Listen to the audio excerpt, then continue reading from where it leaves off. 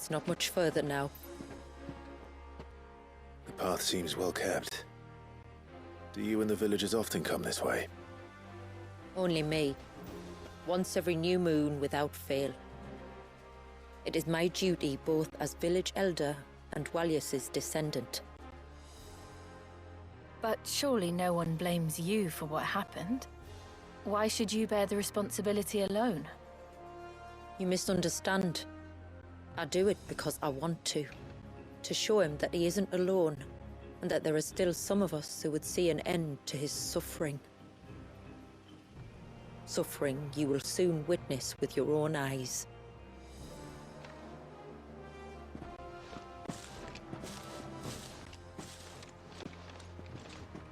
The forest grows quickly here. Left unattended, the path would be reclaimed in a matter of moons.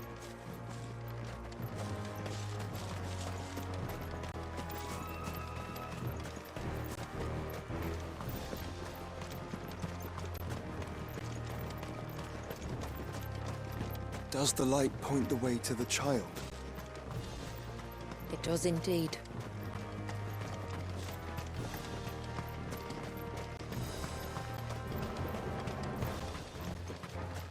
Look at all the droplets of water suspended in midair. Where they have remained untouched by time for 80 summers. It's not right. No. It's not.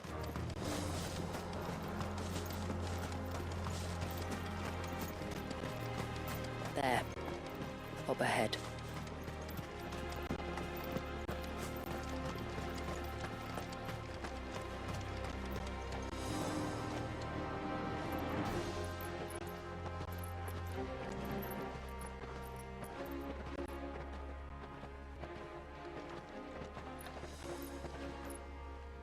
Down in the center.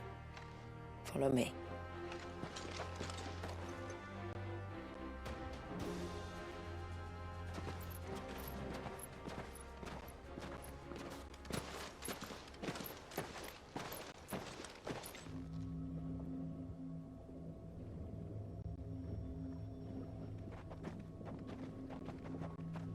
He's still primed.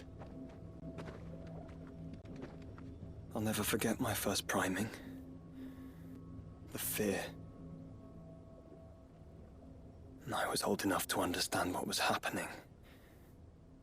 One can only imagine how this poor child felt. He is the victim of an unforgivable sin. Committed by people who saw him as nothing but a means to an end. He must be so frightened. Then I'll ease his burden. You don't mean... I'm not going to hurt him. Contrary to the tales, I don't go around killing dominants for no reason. What if I told you there was a way to remove Walyus's icon? I tell you, you were a madman. It's hard to believe, I know. But it can be done. Though, it isn't without its risks. Part of the icon remains no matter what. So, it might still come to violence. I don't know. It depends on the dominant. I've seen things end well, and I've seen things spiral out of control. But I do know one thing. If we turn our backs on this child, there will be no end to his suffering. And I think that a worse fate than the alternative. Don't you?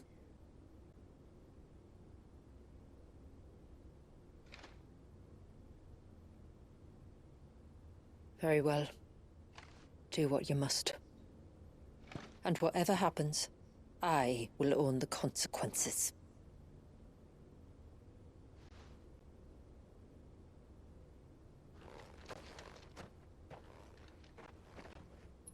Don't be afraid, little one. Let me bear the weight. I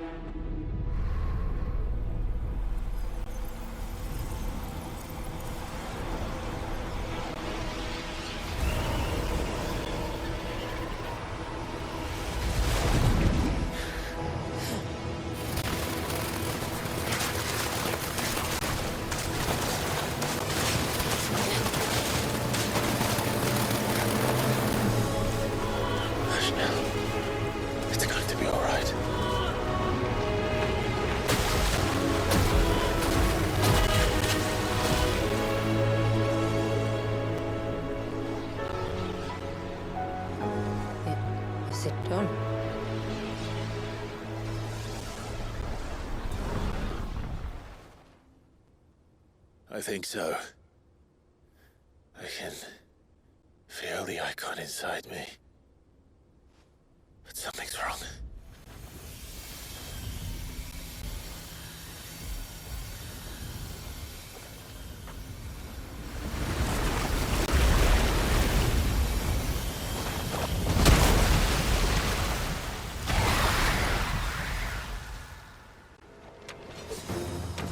He wasn't just afraid. He was angry. All right. Let's see what you've given me.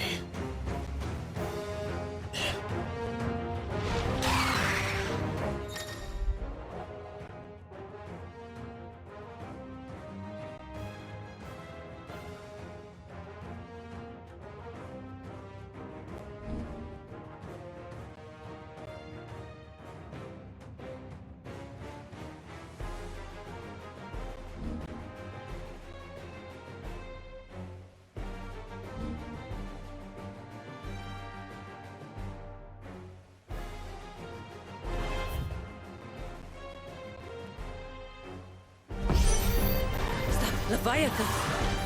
No, just an eggy. But a formidable adversary nonetheless.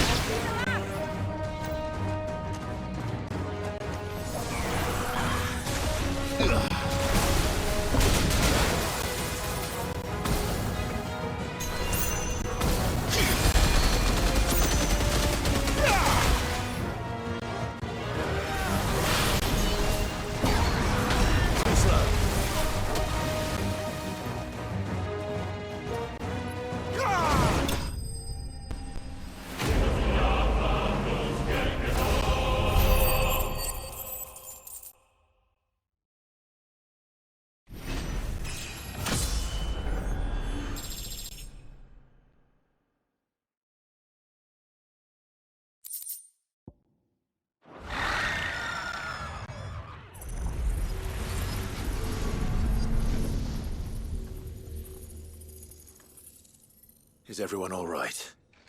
He seems calmer now. You said Walius was frozen in time. But he knew we were here. How?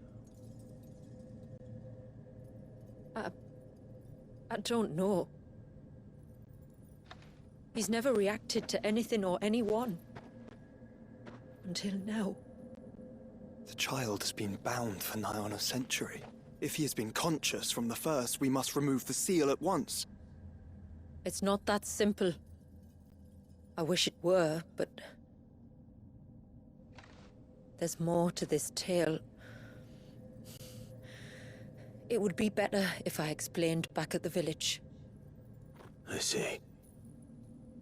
Then let's return before it gets dark.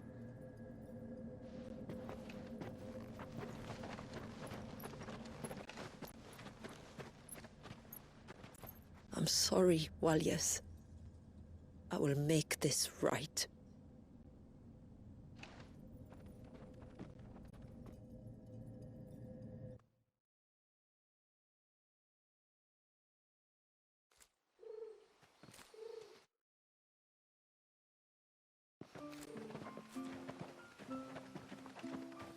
So, part of Leviathan is inside you now, is it?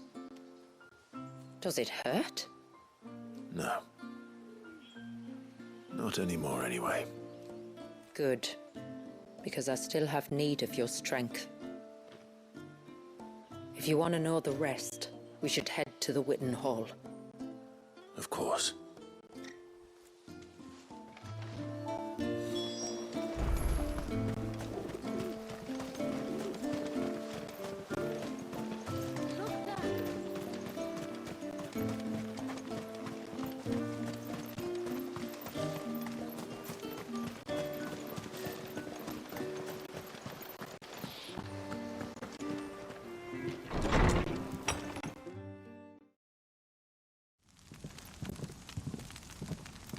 To understand the spell which binds Walius, you must first know who we are, and what drove my forebears to commit such an atrocity. This tapestry is our story, the one that brought us here. After generations of wandering, my people sought refuge in northeastern Storm, some 170 years ago. But in exchange for our safety, the Gregorian Church demanded we renounce our faith and branded us heretics when we could not. To be exterminated, as a lesson to others. And so was it chronicled in the imperial histories, for anything less would have made the Church seem weak. Yet a handful survived. The few who did fled north and west, and in doing so discovered two things that would forever shape our fates. The first was an old legend, revealing how to make your very own Mother Crystal. I've heard that one before. Yes, yet it gave them new hope, however false.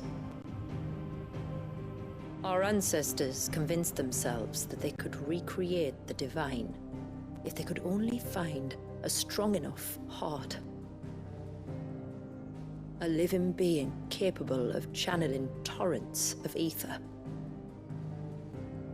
And the heavens provided. A dominant.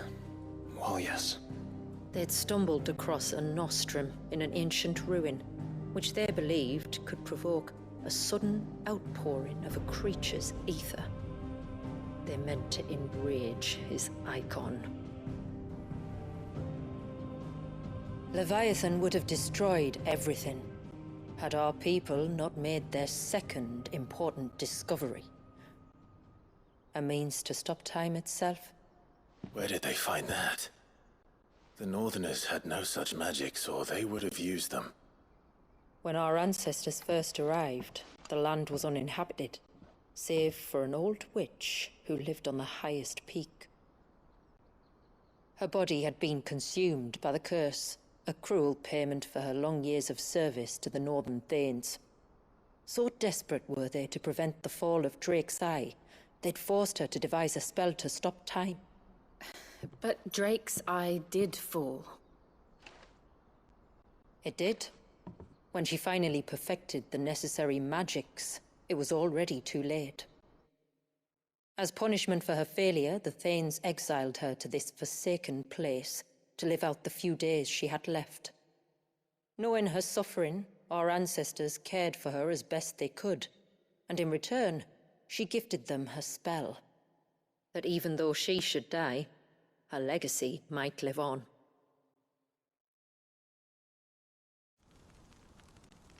So armed with both the knowledge of the ancients and the secrets of time, our ancestors settled upon an ambitious plan. They would create a new Mother Crystal and enchant it that it might endure for all eternity. Thus would our people's wandering, our suffering, finally end, and prosperity visit us once more. And all it would require was the sacrifice of a single child. A small price to pay, or so they believed. Another victim of man's blind reliance on the Mother Crystals. So we know the seal source. How do we break it and restore the flow of time? Do you recall the dome of light on top of the cliffs to the west? Inside lie the ruins of an old temple. It was there that the witch built the Vare, a conduit of sorts that channels her remaining ether into the surge. But it's been a long time since anyone set foot in the place. And now, there are others who claim it as their own. Then we shall go prepared for a fight. That said, it may be best if one of us stays behind. You think the village could be in danger? We saw the ether flow from Wallius in all directions, but only encountered a single familiar. There will be more. And should even one make its way here, I doubt the walls could hold it back for long. Then I shall stay. The Phoenix will see your people safe, tributary. You have my thanks. Very well. We should depart at once. I fear time may no longer be a luxury we can afford.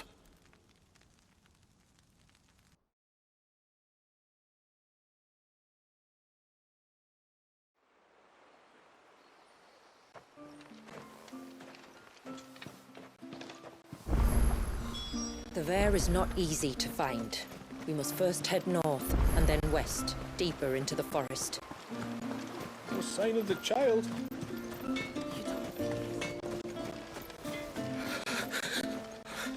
I can't.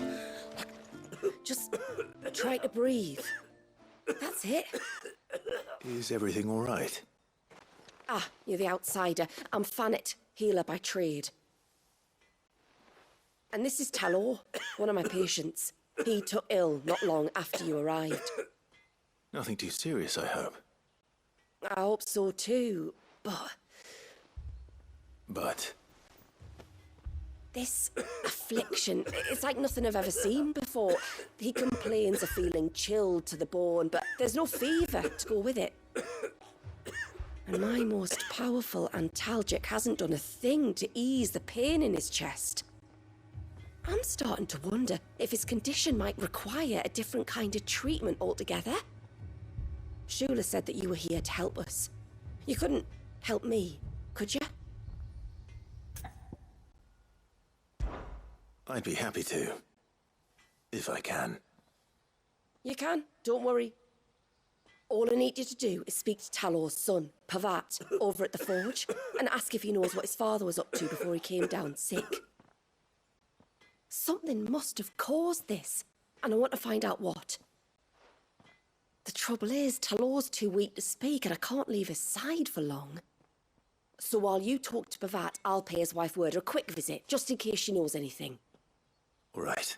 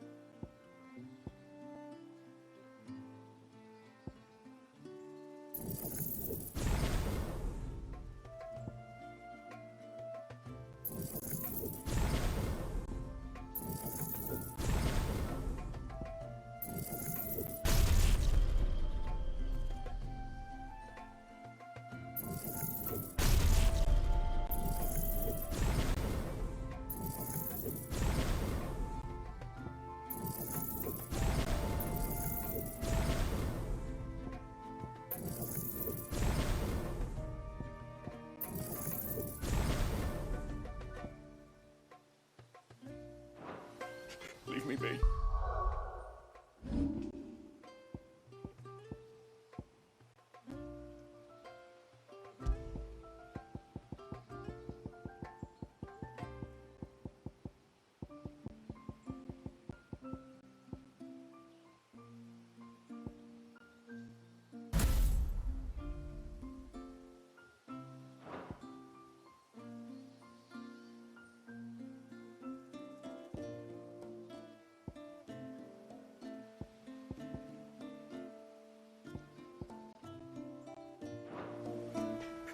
Let me go.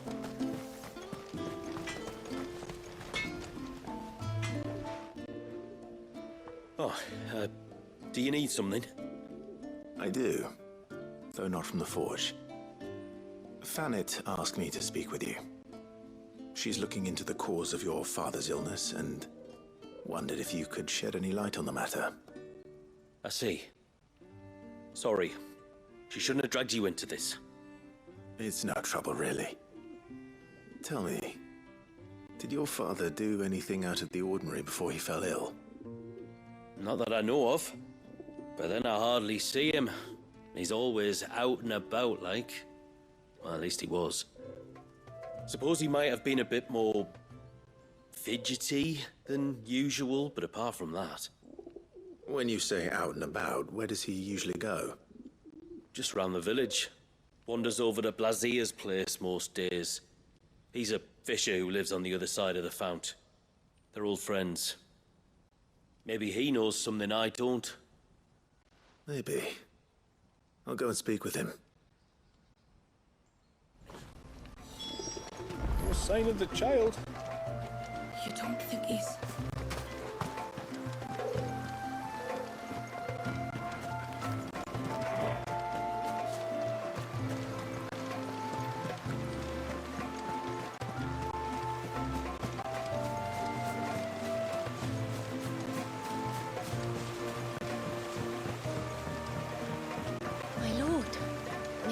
Speak with you a moment. There is a matter with which I would beg your aid. Of course, what is it? Please, not so loud. Something serious then? Yes. I think we might have company. I was passing by the low gate when I saw a figure moving among the trees up on the cloak. At first, I thought it must have been you or your brother, so I didn't say anything, but the more I think about it, the more certain I am that the figure looked familiar. And you're sure it wasn't one of the other villagers? Positive. I think it was someone from outside the wall who has found his way inside. Of course, it could just be my imagination playing tricks on me. I only caught a fleeting glimpse, and it might have been you or your brother. But if it is who I think it is, we cannot allow him to leave now that he knows we're here. Would you go and see? He won't try to hurt you, believe me. Given what lurks in the forest, the only one likely to get hurt is him. Very well. Whether the man you saw is who you believe him to be or not, we need to know. It may yet be someone else entirely. Someone who means your people, or my people, harm. Perhaps. Just promise me that if you do find someone up there... Don't worry. I won't draw my sword unless I need to. Thank you. Ymilla, this man you saw, might he be the customer you told me of? I fear so. A customer? I'll explain later. Come on.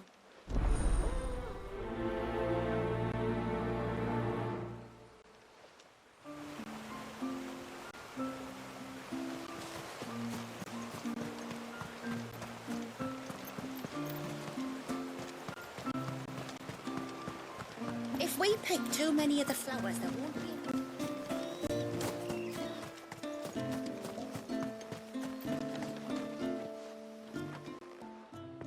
Greetings, stranger. What can I do for you? Your name is Blazir, is it not? Pavad tells me you're a friend of his father's, and that the two of you may have spent some time together prior to his illness. His illness? Talor's never been ill a day in his life. I don't know why he'd start now. Oh, Fanny doesn't know either. It was she who asked me to look into his recent behavior on the off chance it might explain how his condition arose. Oh, I suppose there was something that struck me as a bit odd. He kept asking about the woods. Did you see anything strange on your way back from the shore? Are you certain? Do you swear? That kind of thing. I didn't, of course. But he wouldn't let it go. It was like he was expecting something to happen. It was just a matter of when. Not that I know what, but he never told me anyway. Well, that certainly does sound unusual. And it might just be what Fanet is looking for. Thank you. Don't mention it. Oh, and when you say Talor, wish him the best from me, eh? Let's see what the healer makes of this. Almost time for harvest, then?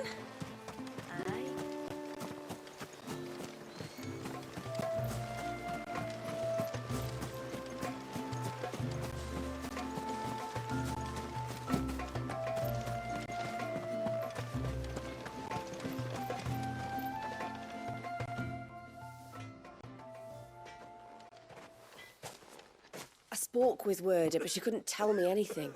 Did you have any better luck? Nothing conclusive. But there was one thing. Blazir, the fisherman, told me that Talor had taken a sudden interest in the forest of late. He kept asking him if he'd seen anything unusual there on his way back from the coast, but never let on what exactly he was expecting him to have seen. The forest between here and the coast. Surely not. But then But then... I can't say for sure. But I think Talor's illness might have some connection to the Tomberries. You may have encountered them during your time here. The small, scaly beastmen. And you think they may have caused Talor's illness? I do. At least in a way. And if I'm right, it's no wonder the treatments I've been trying didn't work. Oh, I know it's a lot to ask, but would you go down into Father's Fell for me? There's an altar there. And if my fears are true, an offering upon it. What is going on here? Please. I'll explain everything when you return, but time flows fast. I beg you, make haste for Father's Fell and take the offering from the altar. Talor's life may depend on it. Very well.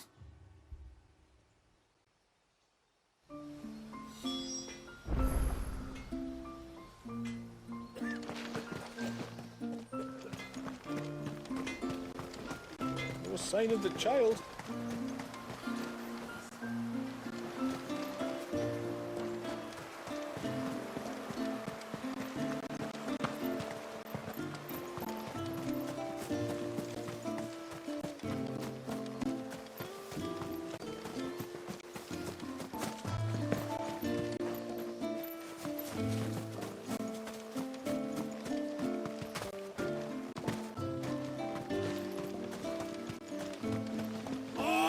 Never should have let him go alone. Ty, take me. What am I gonna do? You've got to help me.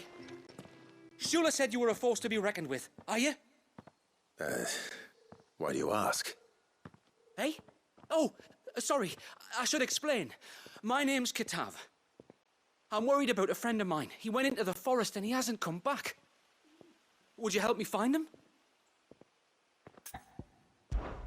I can try. Tell me what I need to know. Of course. You know about the glamour our ancestors cast to keep this place hidden, right? Shula told us about it, yes. Right. So you know the cairns we use to maintain the spell? Well, it's me and my friend's job to maintain them. If it weren't for the likes of us, it would have faded years ago. So your friend went into the forest to visit one of these cairns? Aye, that's right. He said he was going down to Father's Fell.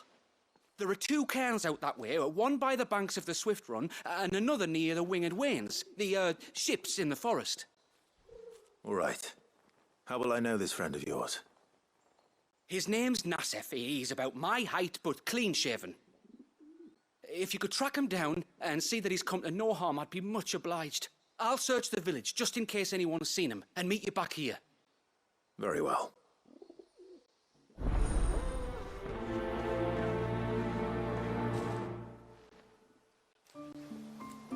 One cairn by the ships, another by the river. Better get moving. Hail, stranger.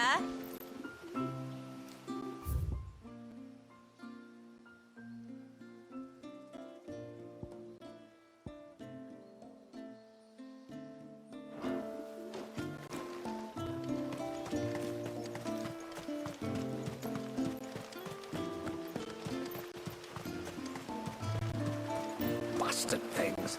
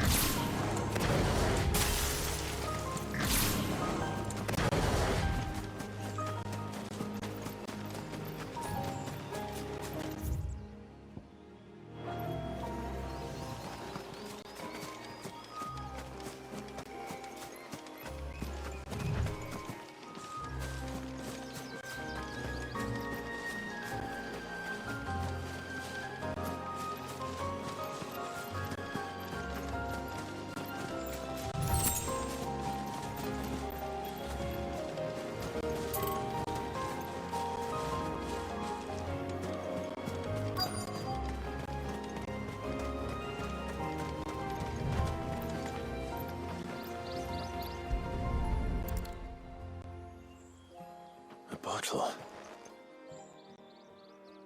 Breath of the arbor. Perfume from Sambrag. Looks expensive, too.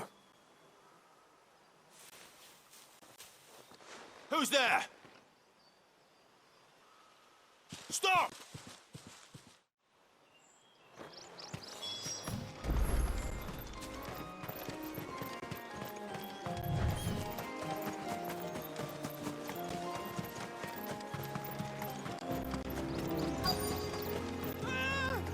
No! No! Hang on! I'm coming!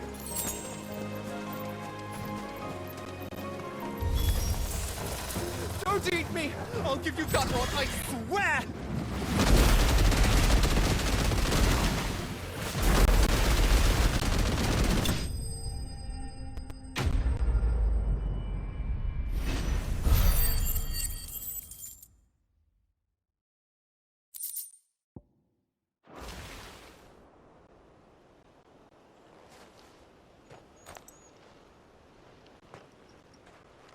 Are you all right? I'm more than all right. I'm saved! Oh, I could kiss you! Maybe you should introduce yourself first. Hervey! I knew it was you.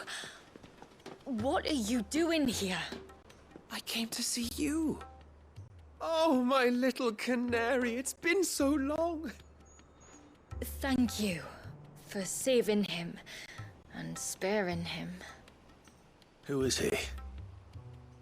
Hervey, one of many clients from my employment beyond the wall. One of many clients? We spoke every night of our plans together. Whispered songs of love into each other's ears. And then you upped and vanished without so much as a word. I left you a note, didn't I? I told you I was sorry, but that we could never be together. That I could never abandon my family. And I told you not to look for me. How did you even find this place, anyway? The flame of your love was as a beacon in the night that guided me to you. Hervey.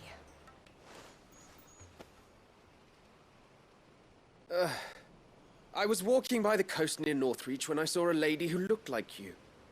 Eyes like the ocean. Hair like the driven snow. The next moment, she and her companions were jumping in a skiff and sailing out towards the wave. So I, borrowed the nearest boat and started rowing. It must have been Shula bringing us here. So what? You rowed, found a nose how many leagues across the bay, simply because you saw a woman with white hair. And as I did, the skies changed from a dull and hopeless grey to a bright and benevolent blue. That was when I knew for certain that my little canary was close. Oh, why did you come? You should have forgotten me, as I tried to forget you. I cannot leave my people, Hervey. And now that you know about this place, neither can you. We must return to Haven and accept my family's judgment. I'm to meet your family. Oh, my little canary.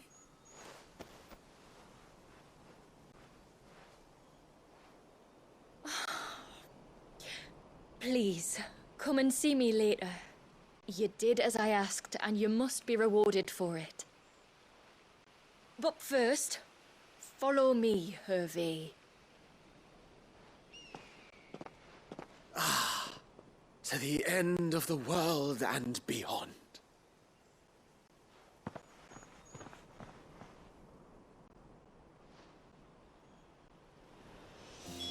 He should never have found this place.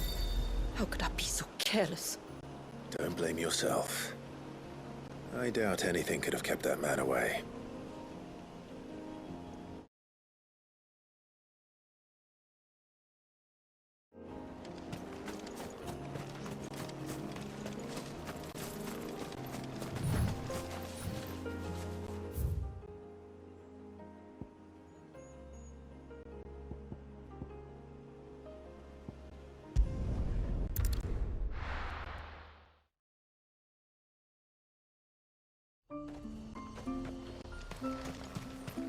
O ceaseless rill, guide thy bounty until our reach.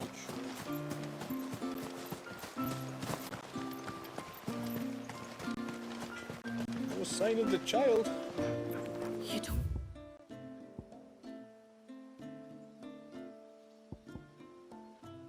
Forgive.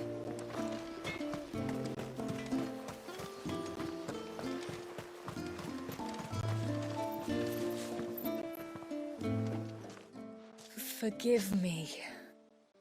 There's nothing to forgive. You two met at the Vale, I take it. When I worked there, yes. To earn the coin that my people need to survive. Though Mysidia is our sanctuary, there are certain necessities that it cannot provide. And for that reason, some of us seek employment beyond the wall. Yet few are the opportunities for followers of a strange faith in a strange land. And so you supported your family as best you could? I did. And I have never regretted it for a moment. I found a second family in the Vale, and in the Dame, a second mother. I also found Hervey. But our love could never be. I knew that if I revealed my secret to him, I would be putting my people in danger. But that if I did not, I would be living a lie, unable to return home. What will happen to him now? Since our people settled in Mysidia, uninvited visitors have been few and far between, but not unknown. Explorers, survivors of shipwrecks, none lasted long. I see. That was before my time, you understand. I've never had to make a decision like this before. Yamila, know that I do not blame you for any of this. It was me who decided to make the trip to shore. Me who exposed our secret. This was my mistake, and I shall bear the responsibility. Thank you, tributary. I only beg you to remember that Hervey means us no ill will. He's just a fool. A fool who loves me. I will take that into consideration. But yours is not the only voice I must listen to. The whole family must be consulted, and it may take time for me to arrive at my decision. I hope you understand. Of course, tributary. However long it takes. Come what may, I thank you, my lord, for bringing us back together.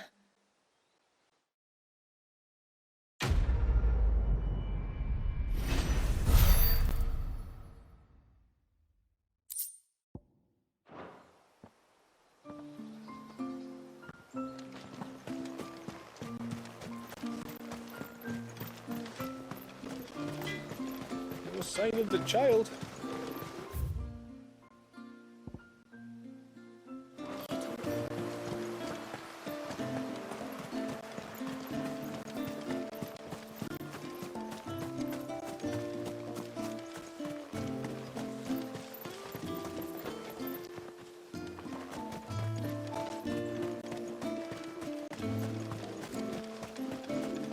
Hail, stranger. Are you a rider by any chance? I am. What gave me away? Oh, I can smell it on you. The scent of the stables. And not just any stables. Something tells me you've never been one to ride half-starved birds with chine gall and wet beak. If I had a guess, I'd say your bird eats only the finest greens and has her feathers groomed twice a day with a curl hairbrush. Nothing but the best for my ambrosia. Ambrosia, eh? Pretty name. What's she like? Well, she's tall and strong. And her feathers are as white as snow. You're joking. You've got a white chocobo. I have, yes. I suppose they are rather rare. This I've got to see. Can you bring her here? I would if I could, but I doubt Shula's skiff could hold her. Me dad's got a boat. And he's ferried chocobos before. You could get him to bring her. It'd be perfect timing and all. He's preparing for a trip beyond the wall as we speak. I'm sure he'd help you if you asked. He would. Well, I don't suppose it would hurt to have Ambrosia around.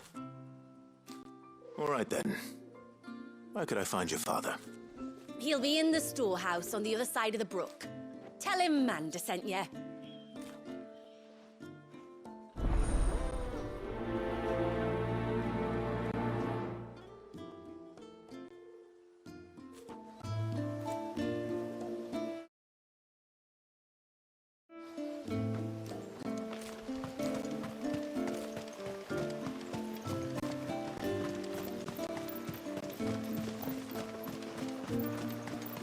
Bastard things.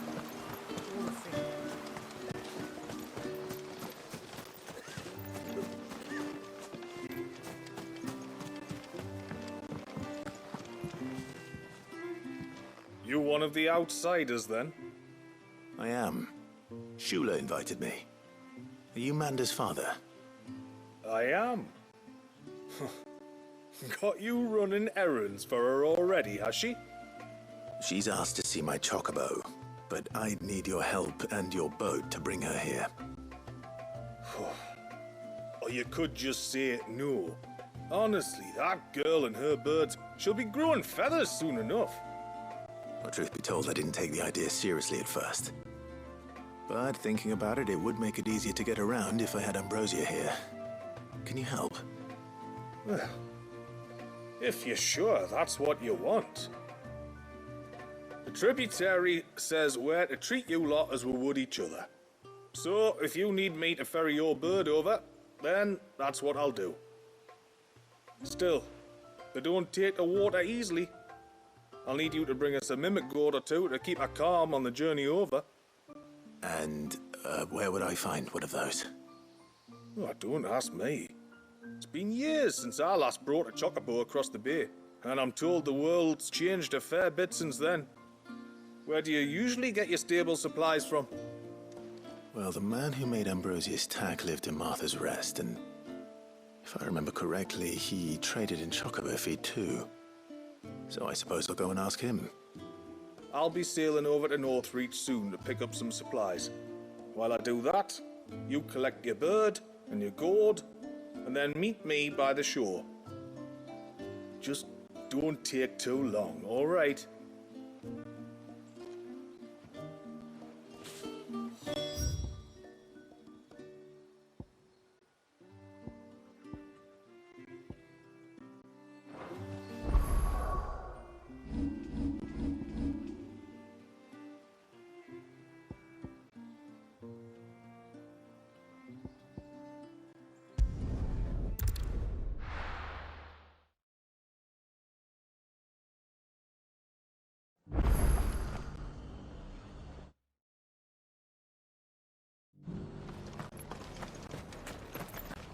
We've got a few rooms going spare now. You want a bed for the night?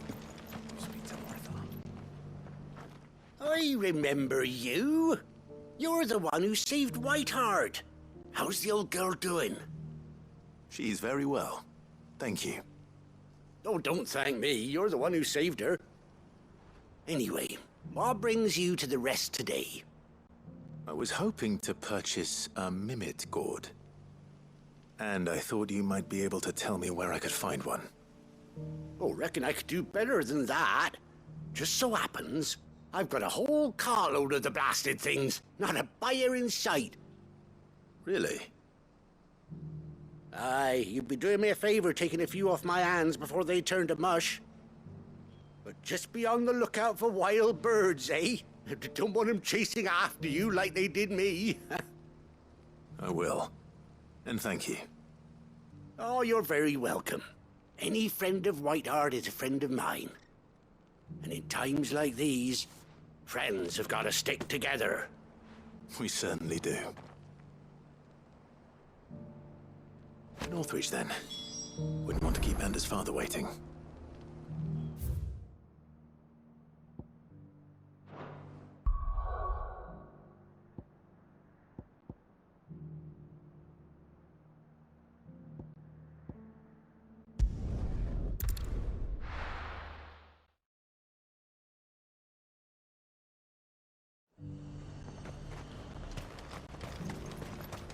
And how might I help the garrison today?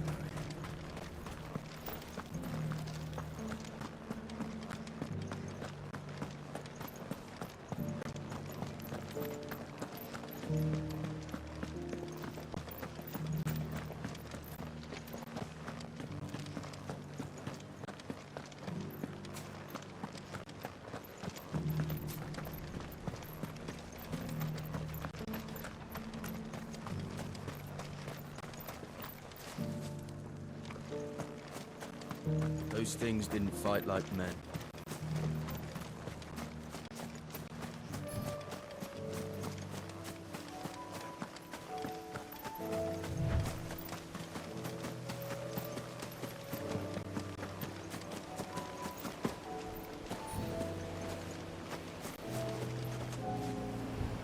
Ah, there you are.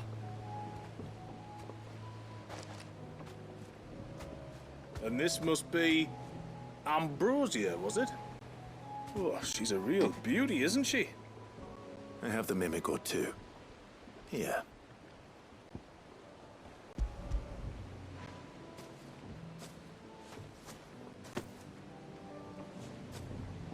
Thank you kindly. Soon as she's gobbled this up, we'll set sail. We're going to take a little trip across the bay now, Ambrosia. Don't worry. You'll be all right.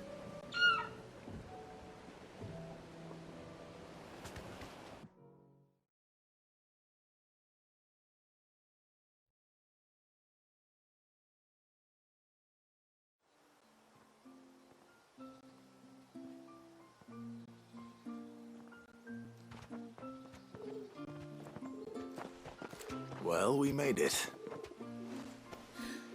You didn't all? She is as white as snow.